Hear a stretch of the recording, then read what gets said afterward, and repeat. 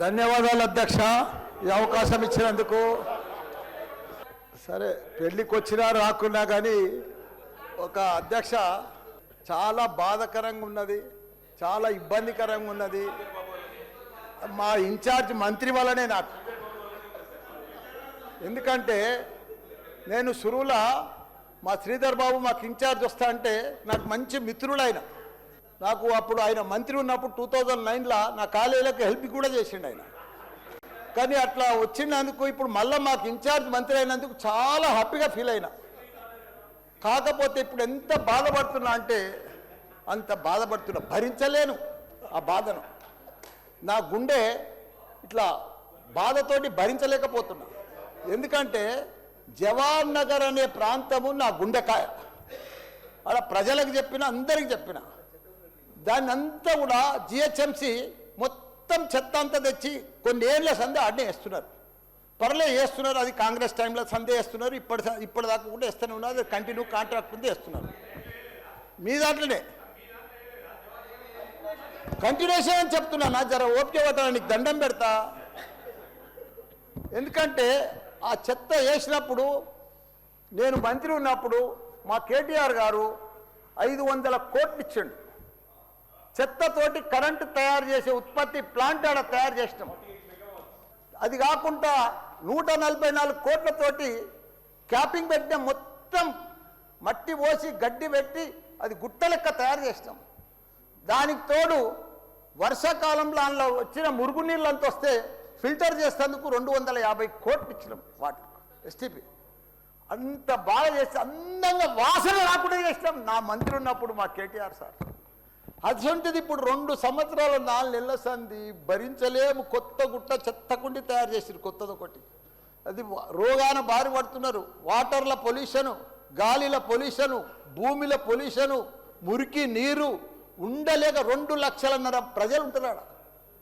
దయచేసి అన్న శ్రీధర్ అన్న, నువ్వంటే నాకు చాలా అభిమానం, నన్ను పగబట్టకన్నా.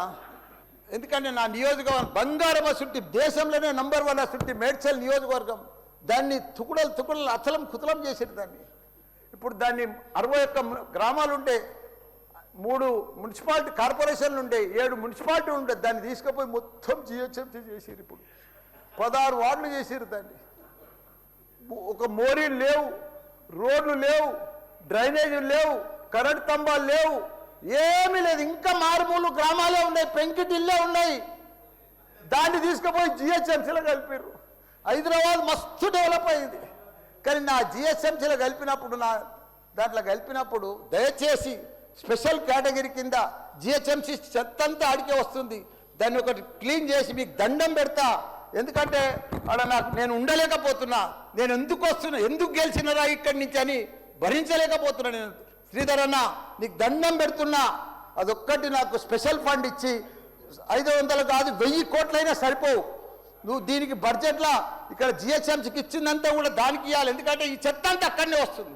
అక్కడ కూడా ప్రజలన్నా, పేద ప్రజలన్నా, డెవలప్ లేదన్నా, మోరీలు లేవన్నా, రోడ్లు లేవన్నా, లైట్లు లేవన్నా, చచ్చిపోతున్నారన్నా, రోజు ఒకరు చచ్చిపోతున్నారన్నా, హాస్పిటల్ బారిన పడుతున్నారన్న ప్రజలంతా. నేను చూడలేకపోతున్నా, నేను భరించలేకపోతున్నా. నీకు దండం పెడతా.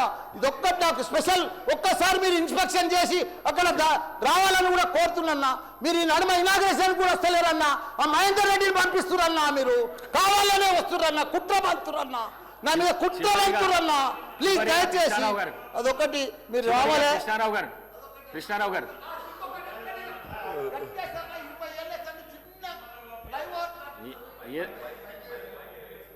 మైక్ లేకుండా సరే అన్న చెప్పేస్తా. చిన్న ఒకటే నిమిషం.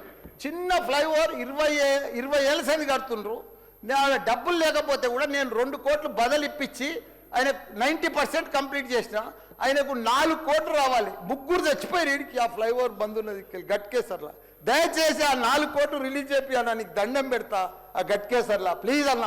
నీకు లెటర్ కూడా ఇచ్చినా, నీకు మొత్తం ఐడియా ఉంది దానికోసం. థ్యాంక్ యూ అన్న, థ్యాంక్ యూ అన్న. చివరిగా కృష్ణారావు గారు.